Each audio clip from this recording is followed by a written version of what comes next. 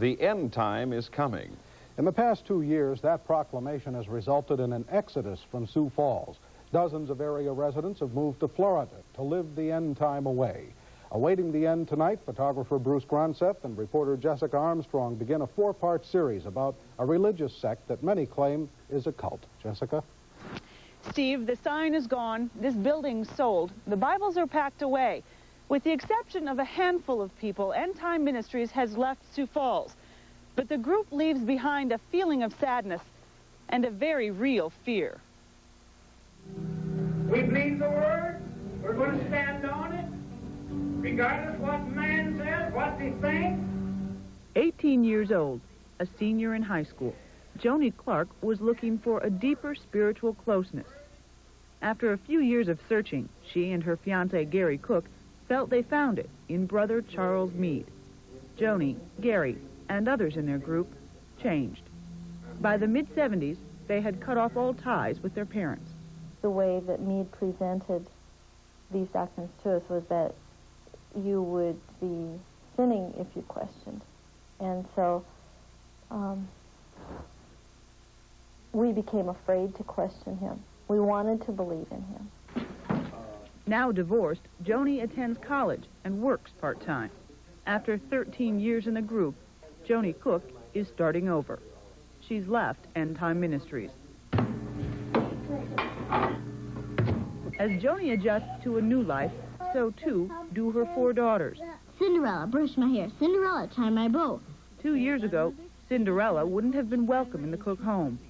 Now, reading and watching TV are routine here. I feel that the greatest conflicts that I face on the outside are nothing compared to the inner conflicts that I faced being a part of what I was a part of. Like all end-time babies, Joni's girls were born at home. End-timers believe faith, not medical science, protects and heals. But Joni's oldest lived the shortest life. Despite her parents' prayers, Libby Marie Cook stopped breathing when she was 4 days old. I think I cried every day for 2 months. And I was told that I shouldn't talk about it, that I should just go on and forget it.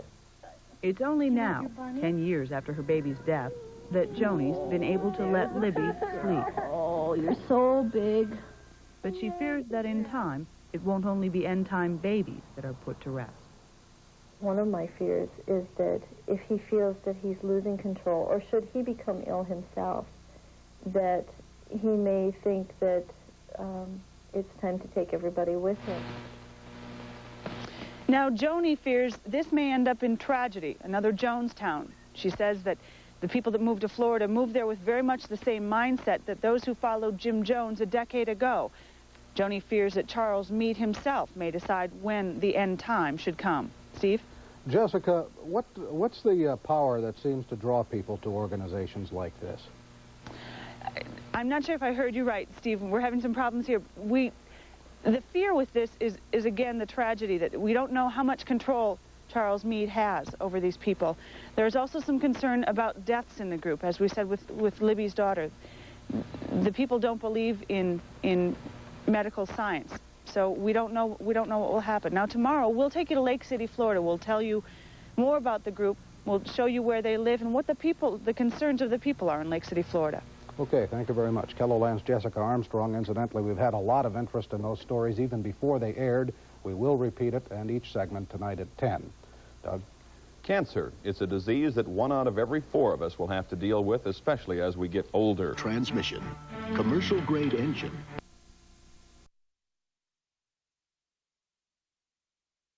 Into this religious group.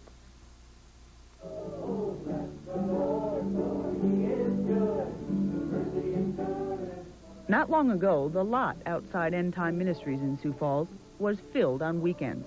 2 weeks ago, 24 people attended the Saturday night service. Most have packed up and headed south. Blessed is he that's persecuted for righteousness' sake. In the past 2 years, about 50 Sioux Falls families have moved to northern Florida. They've heeded a call from the group's leader. 72-year-old Brother Charles Meade, who says the end of time is near, and tells his people they'll be safer in the South. His people worship at this hotel. Most live in Lake City. It seems that they are very quiet and tend to their own business and are well accepted by the community. End-time children don't play with kids outside their group, and they don't go to school. They are educated at home by their mothers. Well, when it began 3 years ago, we had 30 students enrolled in home education. Last year, that number doubled to 60. This year, it's doubled again to 120. 1/3 of the homes in this subdivision are owned by end-timers. This is Brother Meade's house.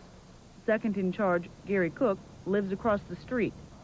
Next in line, former Sioux Falls realtor Charlie Sparks lives 2 houses away. Our attempts to talk with Meade and his followers were unsuccessful. We were not welcome. Then take your camera and point it the other way. Now really, that's just the way it's got to be, folks.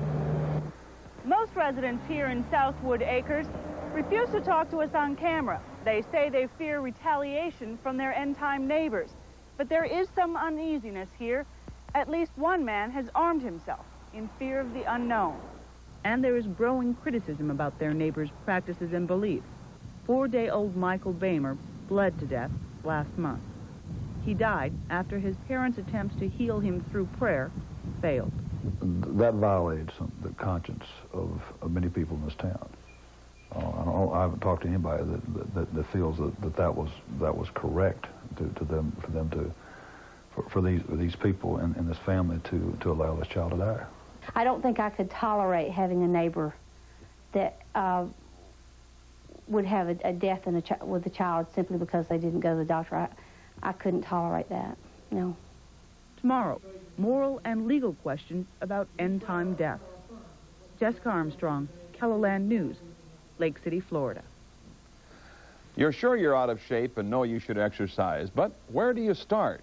Tonight on Health Beat, Bobby Lauer takes us through a program designed to measure your fitness.